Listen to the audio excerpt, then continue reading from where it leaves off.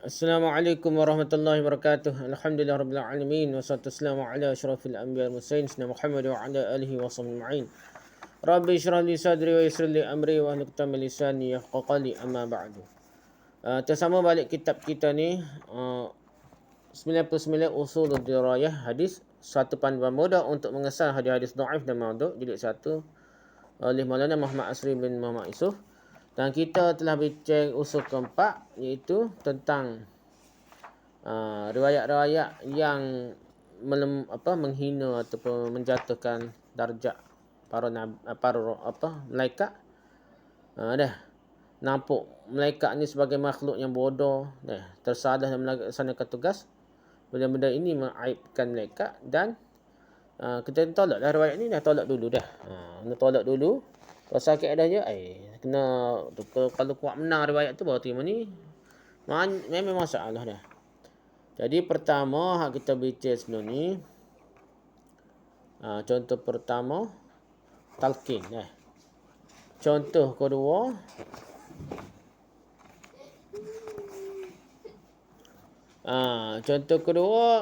itulah air junub, air mandi junub untuk nikah mutaah dah. Dah. Jadi malaikat dia terhasil daripada titisan air mandi junub lah. Itu menghina malaikat lah. Dan kita bincang ni contoh ketiga dah. Contoh ketiga ni Harut dan Marut. Cuma Harut dan Marut ni panjang perbahasan dia. Kita ada satu riwayat pertama tu ada satu A dan satu B yang hampir sama lah. Dah satu A satu B riwayat tentang malaikat Harut Marut lah. Yang dikatakan berzina dengan bintang Zuhrah ke apa dah. Dengan orang hak jadi bintang Zuhrah, nampak macam khayalan sungguh dah. Betul-betul Israiliyat, betul-betul khayalan, cerita-cerita mitos, cerita cerita dongeng dah. Lepas tu kita masuk pula riwayat kedua. Riwayat itu daripada Suyuti dah. Dah. Melaknat Zuhrah kan dia lah menggoda dua orang malaikat Harut dan Marut. Lepas ni kita nak masuk riwayat ketiga pula dah. Okey, Ibnu Jarir At-Tabari dengan isnadnya meriwayatkan daripada Ibnu Mas'ud dan Ibnu Abbas radhiyallahu anhu, kata mereka berdua. Kata At-Tabari, kata Ibnu Mas'ud dan Ibnu Abbas lah.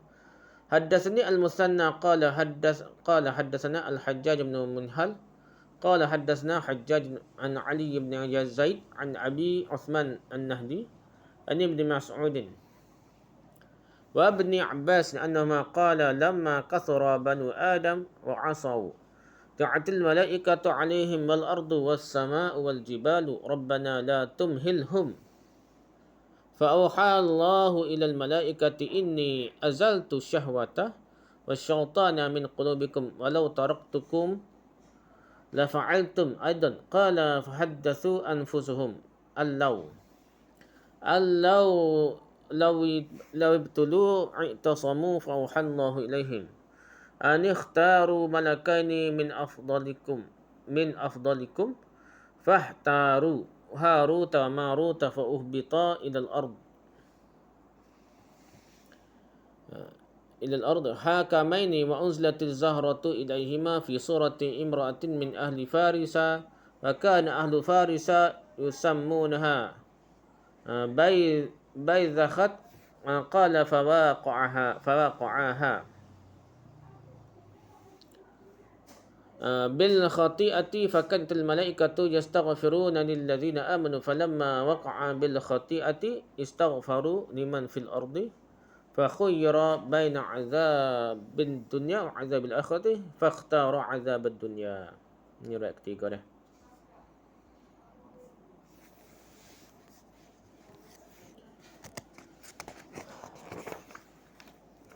Bermaksud.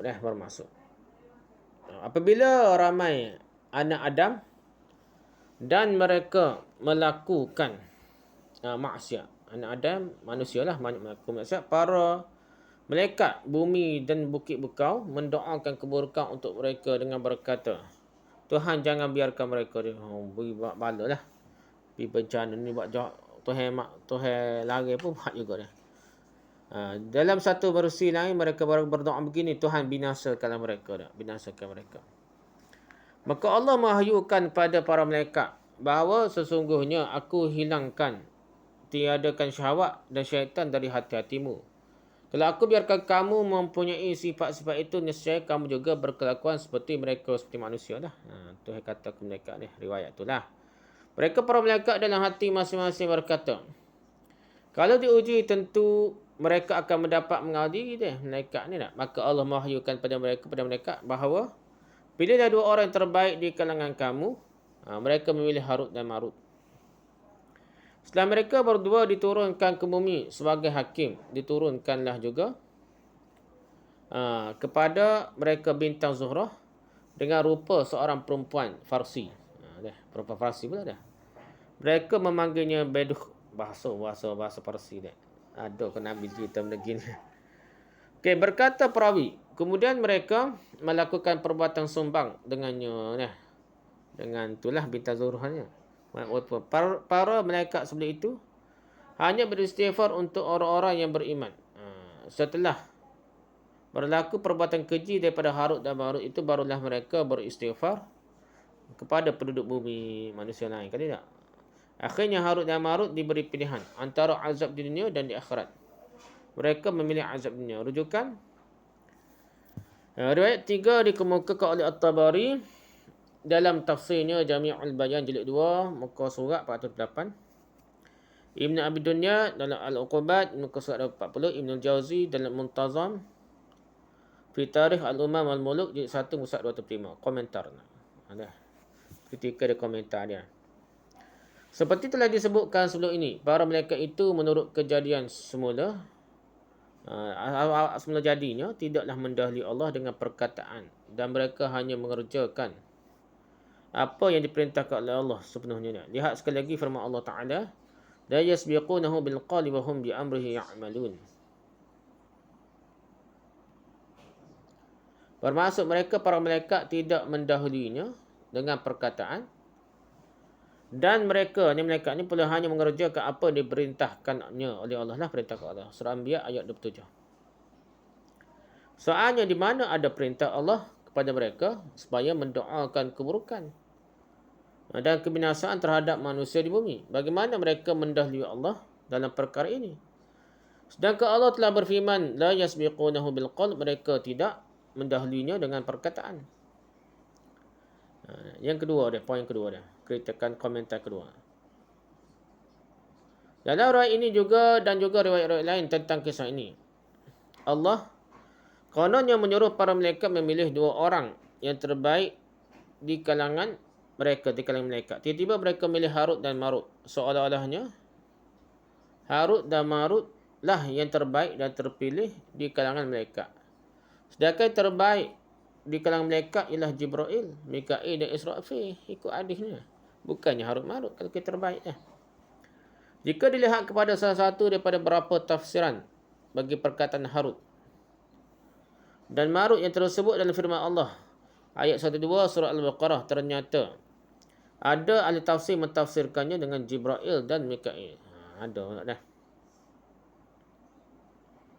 Ada tafsir kata Jibril Mikail. Tak apalah, bagi penulis ini sebenarnya adalah satu bentuk tabarruk terhadap Jibril dan Mikail. Ada unsur-unsur Syiah, ada unsur-unsur Yahudi lah yang membenci Jibril dan Mikail ni. Tabarruk ialah pernyataan rasa benci dan permusuhan terhadap seseorang dengan apa cara sekalipun. Tahukah anda siapa yang amat bencikan Jibril dan Mikail? Jawabnya Yahudi dan Syiah. Yahudi dan Syiah ni adik-beradik, benar dah. Bahkan Syiah lah yang Yahudi lah yang mewujudkan Syiah ni. Di kalangan umat terdahulu sebelum Nabi kita, Yahudi lah, hak benci ke mereka Jibril dan Mikail. Di kalangan umat Muhammad pula Syiah benci pada Jibril. Al-Quran dengan jelas menyatakan bahawa Allah memusuhi orang-orang yang memusuhi Jibril dan Mikail, para malaikat dan utusan-utusan Allah. Mereka dihukum oleh Allah sebagai orang-orang kafir yang benci Jibril dan Mikail ini, dia kafir. Lihatlah firman Allah di bawah ini. A'udzubillahi minasyaitonir rajim. Man kana aduwwan lillahi wal malaikatihi man kana aduwwan lillahi wa malaikatihi wa rusulihi wa Jibril wa Mikail fa innallaha aduwwun lil kafirin. Bermaksud, siapa yang menjadi musuh Allah malaikat-malaikatnya dan rasul-rasulnya, Jibril dan Mikail, maka sungguhnya Allah adalah musuh orang-orang yang kafir. Surah Baqarah ayat 98. Okay, kritikan ketiga atau komentar ketiga. Di bahagian akhir riwayat ketiga di atas tersebut, para malaikat sebelum itu hanya beristighfar untuk orang-orang yang beriman setelah berlaku perbuatan keji. Dah malaikat. Itulah kira berzina dia dah harut-marut dah. Dah. Setelah berlaku tu malaikat sendiri buat benda keji dah. Kononnya dah. Daripada harut-marut lah buat benda keji dah. Itu barulah mereka beristighfar kepada penduduk bumi. Kenyataan ini bercanggah dengan dua hakikat berikut dia. Okay, setelah di permulaan riwayat disebutkan begini. Apabila ramai anak Adam dan mereka melakukan maksiat lah, anak Adam dan manusia, para malaikat bumi dan bukit bukau mendoakan keburukan untuk mereka dengan berkata, Tuhan jangan biarkan mereka, atau Tuhan binasakanlah mereka dah. Bukankah hujung ayat itu nampak terlalu tidak ngam, tidak samalah dengan permulaannya dah. Permulaan ini tidak sesuai dengan peranan dan kedudukan malaikat. Hujungnya pula sesuai pula dah. Beginilah dikatakan, kepalanya kepala ikan tetapi ekornya ekor lembu gitu. Itu kata. Jadi dia lain sikit dah. Tetapi apakah arti setelah berlaku perbuatan keji daripada Harut dan Marut itu, barulah mereka beristighfar kepada penduduk bumi? Soalnya, adakah boleh malaikat beristighfar kepada semua penduduk bumi ni? Padahal, bukankah ada sekian ramai orang-orang yang tidak beriman di kalangan mereka? Mana boleh malaikat doa pada orang kafir supaya diampunkan oleh Allah? Mana boleh gitu ni? Bukankah Allah telah melarang orang-orang yang beriman daripada beristighfar kepada orang kafir dah? Termasuklah malaikat. Dilarang dah. Lihat ayat 113 surah At-Taubah di bawah ini. ما كان للنبي والذين آمنوا أن يستغفروا للمشركين ولو كانوا أولي قربى من بعد ما تبين لهم أنهم أصحاب الجحيم.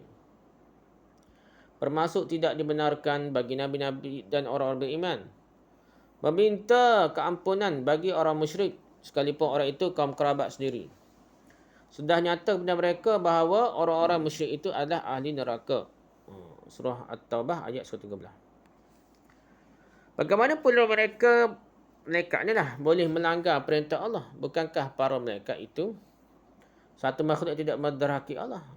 Poin seterusnya. Okey, poin keempat ni. Harut dan Marut telah memilih azab di dunia. Mereka malaikat ni Harut sehingga hari kiamat dia kena azab, disiksa di dunia dah.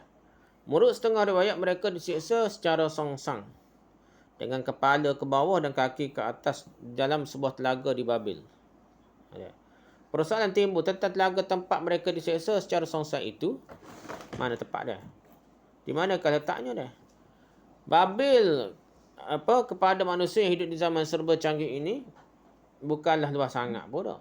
Kenapa ia tidak pernah ditemui sesiapa pun hingga hari ini? Mana tempat malaikat tu lah? Kena azab dah. Tak jumpa pahala ni. Lepas tu yang ke poin kelima dah. Kritikan kelima, komentar kelima. Bintang Zuhrah ni. Cerita dongeng ni. Bintang Zuhrah kononnya diturunkan pada mereka, pada Harut Marut, dalam rupa seorang perempuan Farsi. Farsi ada sebut ni tak? Siap dengan namanya disebutkan Beduh. Dalam bahasa Parsi, Beduh itu sendiri berarti bintang Zuhrah ni. Apa benar hadis ni rekod ni? Pok-pok orang Parsi, orang Syiah Parsi ni. Jika dilihat pada susunan perkataannya, maka ia sebenarnya terbentuk daripada dua perkataan. Pertama, bi, iaitu ialah tanpa, tidak mempunyai maksudnya. Kedua, duhtu. Artinya ialah anak perempuan. Jadi erti bi duhtu tu ialah gadis atau perempuan yang belum mempunyai anak perempuan, maksudnya bi duhtu, anak dara lah maksudnya bi duhtu dah. Daripada kenyataan ini dapatlah difahami bahawa dongeng Harut Marut itu adalah hasil kombinasi sampah sarap pemikiran Yahudi, Israeliat dan bangsa Farsi purba kala lah. Bangsa Farsi purba kala ada cerita pasal Zuhrah ni memang suhu pokok Farsi dah. Jadi benda tu seolah nampak macam rekaat dah. Rekaat orang Farsi lah. Pasal dia ada kait dengan suka benda bintang Zuhrah ni dia kait dengan perempuan lah dah. Memang kait benda tu dah. Firman Allah yang dikaitkan dengan riwayat-riwayat Israiliyat ini dah. Firman Allah. Oleh kerana riwayat-riwayat Israiliyat yang mengandungi kisah Harut dan Marut, itu dikaitkan dengan firman Allah. Dalam surah Al-Baqarah ayat 1-2, penulis merasakan perbincangan ini tidak akan sempurna selagi tidak diberikan pencerahan terhadap firman Allah itu, apakah maksud sebenarnya dah. Sebelum kita membuat kesimpulan tentang ayat berkenaan itu, mestilah letakkan di hadapan terlebih dahulu, iaitu Allah Ta'ala berfirman,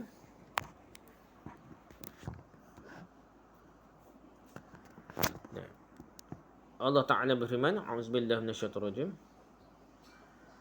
واتبعوا ما تتلو الشياطين على ملك سليمان وما كفر سليمان ولكن الشياطين كفروا يعلمون الناس السحر وما أنزل على الملكين ببابل هاروت وماروت وما يعلمان من أحد حتى يقولا إنما نحن فتنة فلا تكفر فيتعلمون منهما ما يفرقون به بين المرء وزوجه وما هم بضارين به من أحد إلا بإذن الله يتعلمون ما يضرهم ولا ينفعهم ولقد علموا لمن اشتراه ما له في الآخرة من خلاق ولبئس ما شروا به أنفسهم لو كانوا يعلمون. Bermaksudnya, dan mereka mengikuti apa yang dibaca oleh syaitan-syaitan pada masa kerajaan Sulaiman, syaitan. Dan mereka mengatakan bahawa Sulaiman itu mengerjakan sihir. Padahal Sulaiman tidaklah kafir. Tidak mengerjakan sihir lah. Sihir itu kafir dah. Hanya syaitan-syaitan itulah yang kafir yang mengerjakan sihir. Mereka mengajarkan sihir kepada manusia dan apa yang turunkan pada dua orang malaikat di negeri Babil, iaitu Harut dan Marut. Sedangkan keduanya tidak mengajarkan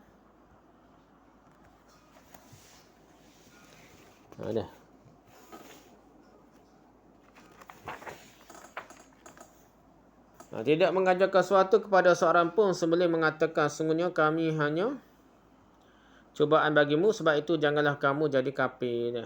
Maka mereka pelajari dari kedua mereka tu, Harut dan Marut itu, apa yang dengan sihir itu mereka dapat menceraikan antara seorang suami dengan isterinya, dan mereka itu ahli sihir tidak memberikan mudarat dengan sihirnya kepada seseorang pun kecuali dengan izin Allah. Mereka mempelajari sesuatu yang memberi mudarat, bukanlah memberi manfaat. Demi sesungguhnya mereka telah meyakini bahawa sesiapa yang menukarnya, yakni kitab Allah tu, dengan sihir itu, ilmu agama dah, aku sunnah kita kata lah ni dulu kat kitab Allah lah, tukar dengan sihir, ilmu sihir berasa hebat lagi dah, berasa tok wali dah. Tiadalah baginya keuntungan di dunia akhirat, dan amat jahatlah perbuatan mereka menjual dirinya dengan sihir. Kalau mereka mengetahui. Surah Al-Baqarah ayat 102 dah. Orang jenis perangai suka ilmu pelik-pelik ni tak. Belajar tasawuf kono tapi nak boleh terbel lah. Boleh-boleh lah sekali amal. Selawat pelik-pelik, zikir pelik-pelik lah sekali jadi pelik dah. Jadi pelik tu lah dia berasa dia tak wali. Jadi pun serupa orang umat zaman dulu lah. Inilah satu-satunya ayat Quran yang dengan terang menyebut nama Harut dan Marut. Ayat inilah juga dijadikan sandaran tentang wujudnya dua orang malaikat yang bernama Harut dan Marut. Lalu ia ditaburi dan dihiasi dengan sekian banyak riwayat-riwayat Israiliyat. Ayat ini sebenarnya hanya menyatakan bahawa daripada sebab kebobrokan dan kehancuran masyarakat Bani Israel, atau lebih tepat lagi Yahudi yang berlaku di zaman Nabi Sulaiman AS, sebahagian besar daripada mereka pada ketika itu tidak lagi mengikuti dan berpandu ke ayat-ayat Allah. Sebaliknya mereka mengikut ayat-ayat syaitan, iaitu ilmu sihir. Mereka ilmu sihir dah, berasa macam tak wali dah. Ilmu sihir ni berasa hebat, tak cara dah kitab Taurat ke apa. Kehidupan mereka tidak berasaskan ilmu yang benar berupa wahyu daripada Allah. Lagi sihir dan ilmu-ilmu yang tidak berguna serta ajaran-ajaran yang menggoyahkan. Sendiri-sendiri masyarakat telah mengambil tempatnya. Mereka malah mengaitkan ilmu sihir yang penuh dengan kekufuran dan ajaran-ajaran lain yang langsung tidak berguna bahkan memudaratkan masyarakat dengan Nabi Sulaiman AS. Nabi Sulaiman dituduh mereka telah kafir dan mengamalkan sihir. Itulah rahsia kejayaan Sulaiman. Jadi Nabi Sulaiman ni pokok Yahudi percaya Sulaiman ni bukan Allah beri mukjizat tu. Dia belajar amal sihir sehingga dia hebat sampai menundukkan jin lah, burung lah, natal lah, apa dah. Dia kata sihir dah. Jadi kehebatan Nabi Sulaiman dan pemerintahan dan kehidupannya menurut mereka ilmu sihir lah, rahsia dia. Kalau begitu apa salahnya mengamalkan ilmu sihir dia? Macam ni ilmu kalau sufi lah ni dia belajar dia daripada kitab apa dia panggil Tajam Muluk apa kitab apa adalah kitab sihir dia, kitab-kitab yang pok-pok sufi yang anggap tu ilmu rahsia, ilmu apa kan, batin agak apa dia. Sedangkan ilmu tu adalah ilmu sihir. Kepercayaan orang Yahudi terhadap Nabi Sulaiman memanglah teruk. Ia bukan tidak berasas dan bukan tuduhan semata-mata. Menurut mereka ia bahkan termaktub dalam kitab Taurat Bible sendiri, selain terdapat dalam riwayat-riwayat Israeliat. Jadi dalam kitab Bible pun ada perubahan sehingga tuduh Nabi Sulaiman ni amal sihir. Bible yang wujud hingga ke hari ini menyaksikan kebenarannya. Berikut dikemukakan apa yang termaktub dalam kitab Bible berhubung dengan kekufuran Sulaiman. Nabi Sulaiman kufur lah, ikut kitab Bible dah. Dan bagaimana baginda AS telah terlibat dalam penyembahan berhala. Semua berhala lagi Nabi Sulaiman ni, berikut kitab Bible sendiri. Kitab Bible ni ambil Old Testament tu Taurat dah yang diselimitkan lah Bible ni. Injil tu New Testament dah. Tu pun ada perubahan berlaku lah. Solomon ni ataupun Nabi Sulaiman ni jatuh ke dalam penyembahan berhala mengikut inilah kitab Bible tu. Pertama dia Raja Solomon. Ayat pertama kata dia, Raja Solomon ni ataupun Nabi Sulaiman ni mencintai banyak wanita asing selain puteri Raja Mesir. Solomon juga menikah juga dengan wanita-wanita Hit, Moab, Ammon, Edom dan Sidon. Tuhan sudah merintahkan bahawa orang Israel tak boleh kahwin campur dengan bangsa-bangsa itu, bangsa lain, sebab mereka nanti menyebabkan orang Israel menyembah ilah-ilah lain, tuhan-tuhan lain. Walaupun demikian, Solomon Nabi Sulaiman ini menikahi juga wanita-wanita asing. Ada 700 puteri bangsawan yang dinikahi Solomon. 300-nya. Dan ada pula 300 gundiknya. Isteri-isteri itulah yang menyebabkan Solomon ni, Nabi Sulaiman ini meninggal ke Allah. Sehingga pada waktu ia sudah tua, mereka berhasil membujuknya, pujuk Nabi Sulaiman lah menyembah ilah-ilah lain. Daud, ayah Solomon, setia kepada Tuhan Allahnya lah. Tetapi Solomon tidak seperti ayahnya. Solomon menyembah Ashtoreth, dewi bangsa Sidon. Dan juga Moloch, dewa yang memuakkan, yang disembah bangsa Ammon. Demikianlah Solomon berdosa terhadap Tuhan. Daud, ayah Solomon mengikuti Tuhan dengan sepenuh hati. Tetapi Solomon ni, Nabi Sulaiman tidak seperti itu. Di atas gunung sebelah timur Yerusalem, ia mendirikan tempat penyembahan untuk Kamos, dewa orang Moab, dan untuk Moloch, dewa orang Ammon. Kedua-duanya dewa yang memuakkan kan, dewa untuk Oli ni, dewa dah yang memuakkan. Solomon mendirikan juga tempat-tempat di mana isteri-isterinya yang berbahasa asing dapat membakar dupa dan persembahkan korban untuk dewa-dewa mereka sendiri ni. Tuhan kecil ni dewa-dewa dah. Sebab itu Tuhan menunjukkan murkanya kepada Solomon Nabi Sulaiman sebab hatinya telah menyimpan daripada Tuhan Allah Israel yang telah 2 kali menampakkan diri kepada Nabi Sulaiman dan yang telah memerintahkan kepadanya dalam hal ini supaya jangan mengikuti ilah-ilah lain, akan tetapi ia tidak berpegang pada yang diperintahkan oleh Tuhan. Cerita karut dah.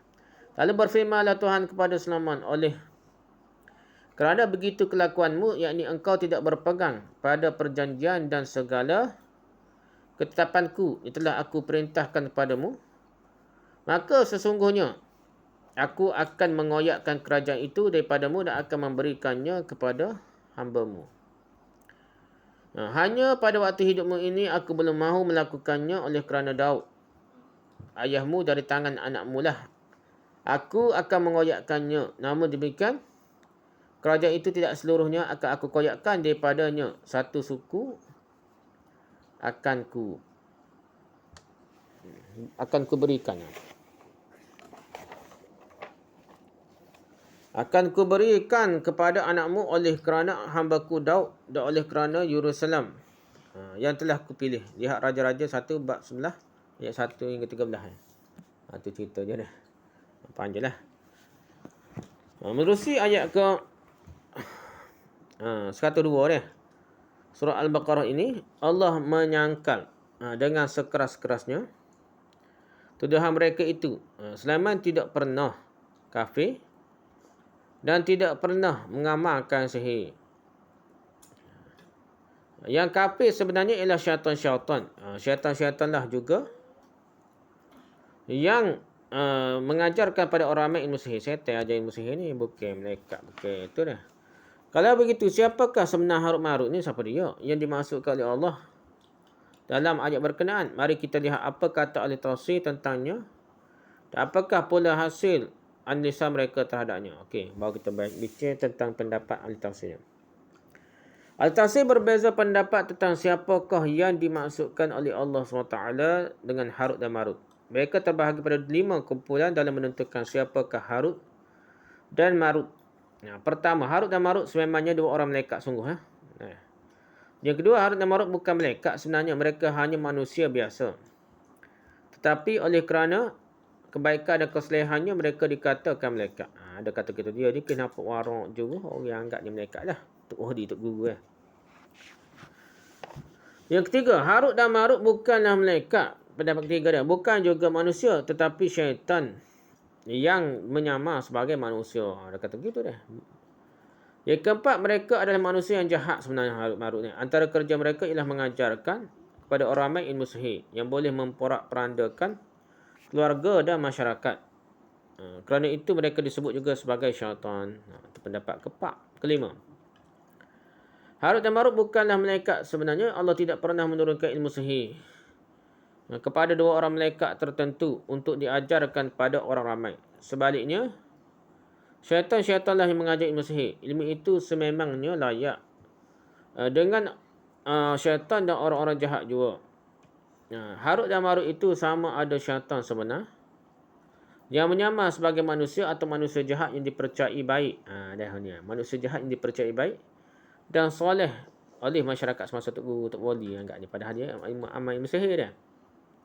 Ia panggil ilmu makrifat, ilmu hakikat dia. Tiba-tiba jadi pelik-pelik dia. Okey, punca perbezaan pendapat ahli-ahli tafsir dalam masa ini ialah perbezaan mereka dalam memahami firman Allah di atas. Tujuan tunjangnya pula ialah keharusan firman Allah SWT itu di-i'rab dengan beberapa cara dia. I'rab baca tu, i'rab dengan bercara dan dipakai perkataan al-malakaini. Sama ada dalam makna hakikinya atau makna majazinya, ada perbahasan dia. Sekarang mari kita lihat apakah kaedah yang digunakan pakai oleh ahli-ahli tafsir sehingga mereka terbahagi pada 5 kumpulan yang disebutkan tadi. Sebab apa sampai 5 pendapat ni tak? Kumpulan pertama ni, kumpulan pendapat pertama berpendapat perkataan ma di permulaan ayat 102 surah Al-Baqarah yang dikemukakan di atas ialah ma mausulah. Dan perkataan ma yang terletak sebelum perkataan kufrun tu tak? Juga ma mausulah. Perkataan haraf wa sebelum ma mausulah kedua adalah haraf ataf. Ma'atuf alihnya ialah ma mausulah yang pertama. Maka mafhum yang terhasil daripadanya ialah ramai orang-orang Yahudi yang hidup di zaman Nabi Sulaiman mengikut ilmu sihir yang diajarkan oleh syaitan-syaitan. Mereka juga mengikuti ilmu sihir yang turunkan pada 2 orang malaikat yang bernama Harut dan Marut di Babil. Cerita dia. Oleh kerana Allah menyebut 2 orang malaikat al-malakain dalam ayat itu, maka zahir maknanya yang harus diterima soal bagaimana mereka boleh melakukan dosa mengajar ilmu sihir yang diharamkan kalau malaikat dia, yang pada umumnya mengandungi unsur-unsur kekufuran. Padahal mereka maksum, tidak timbul maksum lah. Mereka maksum malaikat ni maksum, dia tidak melakukan dosa. Kerana mereka hanya melaksanakan perintah Allah berhubung dengan perkara-perkara yang berkaitan dengan urusan makhluk, kejadian Tuhan. Umur takwinah. Bukan berkaitan dengan perkara-perkara agama atau syariat, syariah taklifiyah. Jadi dia urusan makhluk ke apa ni, malaikat ni. Memang itulah ikut perintah Allah, ikut perintah Allah dari segi takwin, jaga alam ke apa ya. Segala perbuatan para malaikat itu tidak terikat dengan dosa dan pahala. Makhluk Allah yang terikat segala perbuatannya dengan dosa dan pahala hanyalah jin dan manusia sahaja. Harut dan marut hanya ujian Allah kepada manusia pada ketika itu. Ini pendapat pertama dia. Antara bukti mereka hanya ujian dan cubaan daripada Allah dan mengajar ilmu sihir hanya kerana mengikut perintah Allah, ialah setiap kali hendak mengajar ilmu sihir kepada siapa pun mereka akan berkata, sungguhnya kami hanya cubaan. Oleh sebab bagimu, oleh sebab itu janganlah kamu jadi kafir. Mereka kata gitu. Antara hikmah mereka berdua diutus oleh Allah mengajar sihir kepada orang-orang di zaman Nabi Sallallahu Alaihi Wasallam ialah supaya mereka mengetahui perbezaan di antara sihir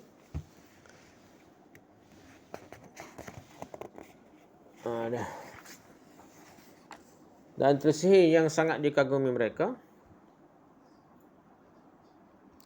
dengan wahyu yang diutuskan oleh Allah kepada para Nabi alaihissalam, dan supaya mereka juga mengetahui perbezaan di antara para Nabi alaihissalam dan tukang-tukang sihir. Itu matlamat dia untuk beza tu. Benda ajar benda karut, benda syirik, benda kufur, supaya bukan nak suruh buat, nak suruh beza dah.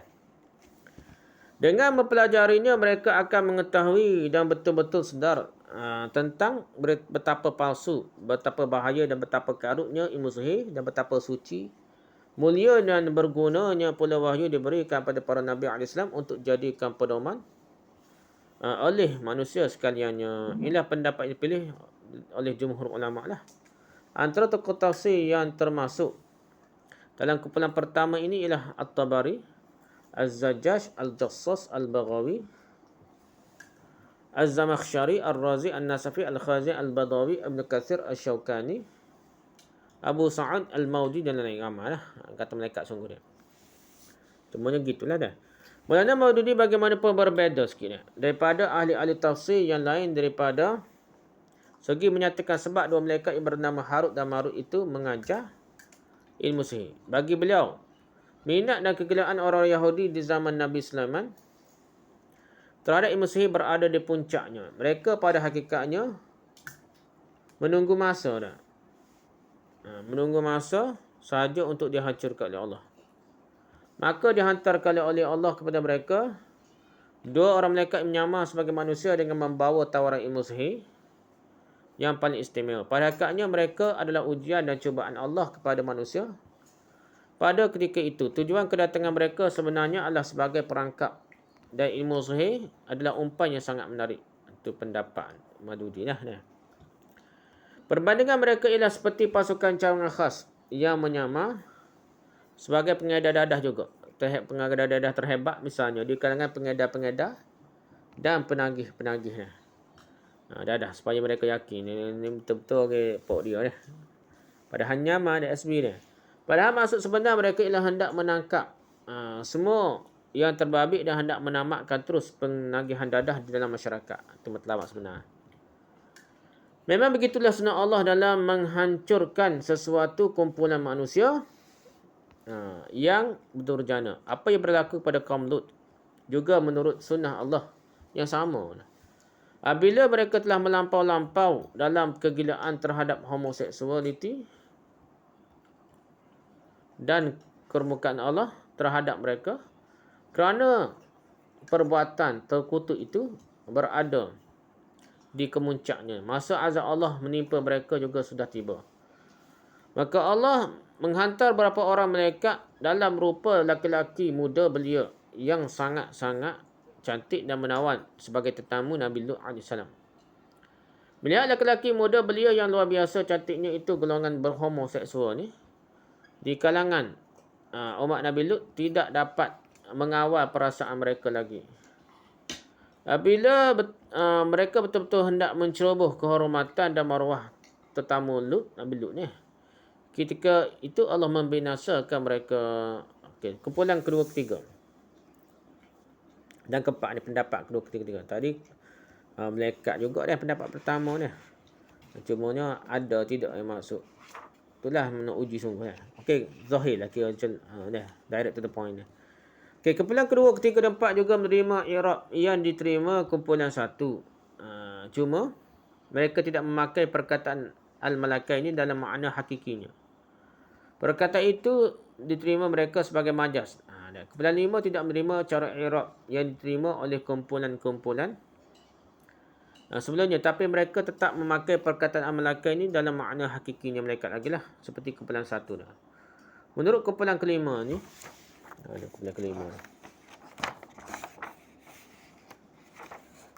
Ada harap maruk tu bukan malaikat dah. Perkataan ma adalah ayat berkenaan, memanglah ma mausulah, tapi perkataan ma yang terletak sebelum firman Allah. Anzala 'alal malakai ini bukanlah ma mausulah. Ia bahkan ma nafiyah, yang berarti tidak sebenarnya atau bukan. Perkataan wa yang terletak sebelumnya pula tetap waw ataf, tetapi ma'tuf alaihnya bukanlah asyayat ma tatlu syayatin, bukan dah. Sebaliknya ma kafaru Sulaiman. Ni sedap juga dah. Maka mafhum yang terhasil daripadanya ialah sebagaimana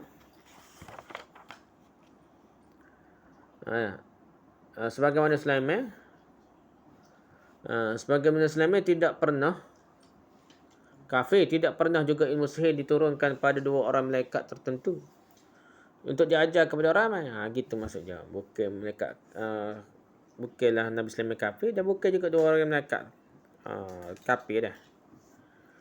Menurut mereka, Harut dan Marut yang tersebut selepasnya bukanlah menjadi badal kepada perkataan malaikat ini yang tersebut sebelumnya, malah ia merupakan badal bagi perkataan syaitan yang tersebut sebelum itu. Jadi badal ganti pada penerang atau pengganti pada syaitan, bukanlah pada malaikat. Bagi mereka dalam ayat ini terdapat takdim dan takhir perkataan-perkataan tertentu yang merupakan salah satu seni bahasa Arab popular di kalangan sastrawan Arab. Soal, bukankah Harut dan Marut dalam firman Allah berkenaan lebih sesuai dikatakan menjadi badal kepada perkataan malaikat ini kerana kedua-duanya sama-sama. Ini segi bahasa Arab perbahasannya.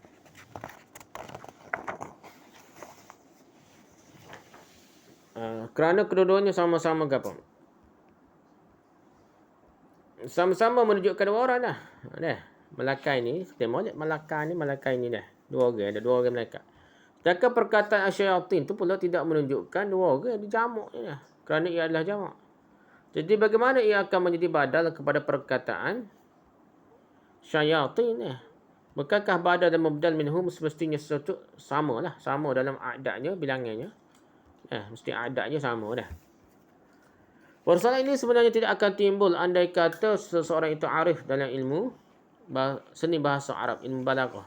Ini nak cerita ni ilmu balaghah. Kalau faham ikut kaedah bahasa Arab biasa, memang salah lah syaitan ni dah. Untuk malaikat dua orang tu, al-malakai ni dia nak Harut Marut dah. Tapi ilmu balaghah boleh dah. Ilmu balaghah ni boleh. Al-Quran sendiri pada beberapa tempat menggunakan perkataan jamak untuk dua orang sahaja. Antara contohnya adalah firman Allah Taala berikutnya. Fa in kan lahu ikhwatun fali ummihi sudus. Dah. Bermaksud jika yang meninggal itu mempunyai beberapa saudara, maka ibunya mendapat 1/6 ni, fali ummihi sudus. Dah. Jadi ijma' para ulama telah berlaku bahawa dua orang saudara lelaki atau dua orang saudara perempuan sudah termasuk dalam firman Allah beberapa saudara dia. Dalam ayat ini artinya mereka dua orang saudara ke atas sudah mendindingi ibu. Jadi si mati dah. Daripada mendapat 1/3 harta peninggalan, jadi 1/6 saja boleh dah. Kira ada anak-anak dah. Itu dia panggil itulah guna untuk jamak boleh juga dah. Antara contoh lagi ialah firman Allah dalam ayat berikut, alaiha tis'ata asyar. Ini bermaksud pengawal dan penjaganya adalah 19 malaikat. Dah. Surah Al-Mudaththir ayat 30 ni. Alaiha tis'ata asyar.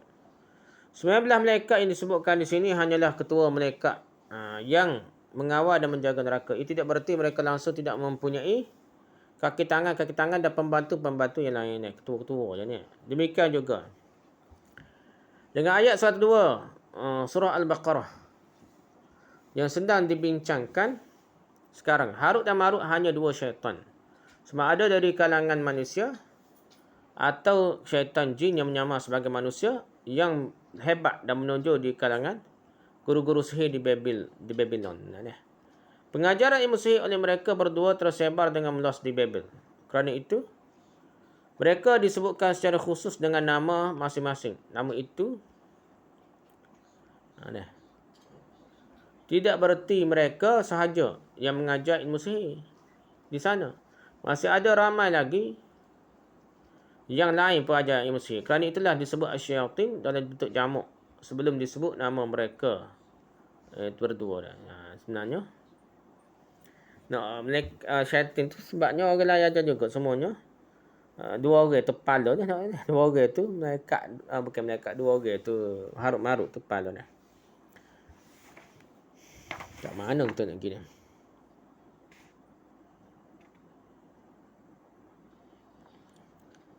Sikit. Okey. Ketika mentafsirkan firman Allah Ta'ala, wama unzila 'alal malakaini. Imam Al-Qurtubi menulis. Al-Qurtubi kata apa dah? Okey. Ma nafyul wal waw lil 'atafi 'ala qawlihi wa ma kafara Sulaiman wa dhalika aynal yahud qalu inna Allah anzala Jibril wal Mikail bis-sihri. فنفى الله ذلك وفي الكلام تقديم وتأخير التقدير وما كفر سليمان وما أنزل على الملكين ولكن الشياطين كفروا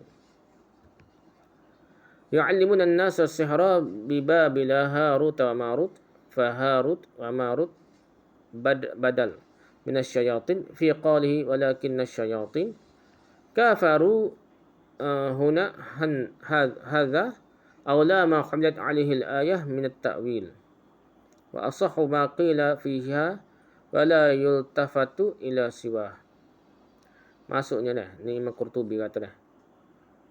Maksudnya perkataan ma memberi makna nafi. Perkataan sebelumnya untuk atah kepada firman-Nya wa ma kafaru Sulaiman. Ini kerana orang-orang Yahudi mengatakan Allah telah menurunkan Jibril dan Mikail dengan membawa sihir.